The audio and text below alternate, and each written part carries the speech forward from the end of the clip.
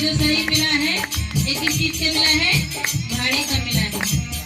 अरे भाड़े की क्वार्टर को क्या तू संभाले, भाड़े की क्वार्टर को क्या तू संभाले, अरे भाड़े की क्वार्टर को क्या तू संभाले, भाड़े की क्वार्टर को क्या तू संभाले, इस दिन तुझे घर का मालिक निकाले, इस दिन तुझे घर का मालिक निकाले, इस दिन तुझे घर का मालिक निकाले, इस दिन तुझे घर का मालिक निकाले, इसका किराया तुझे भरना पड़ेगा, इसका किराया तुझे भरना पड़ेगा, आया तुझे खाली करना पड़ेगा, आया तुझे खाली करना पड़ेगा, ये मन मुसाफिर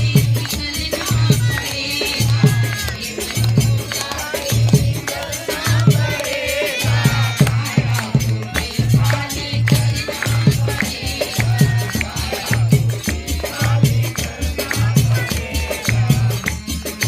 जम की अदालत में जब तुम चढ़ोगे, जम की अदालत में जब तुम चढ़ोगे, जम की अदालत में जब तुम चढ़ोगे, जम की अदालत में जब तुम चढ़ोगे, पूछेंगे हाकिम तो क्या तुम कहोगे, पूछेंगे हाकिम तो क्या तुम कहोगे, हाँ पूछेंगे हाकिम तो क्या तुम कहोगे, पूछेंगे हाकिम तो क्या तुम कहोगे।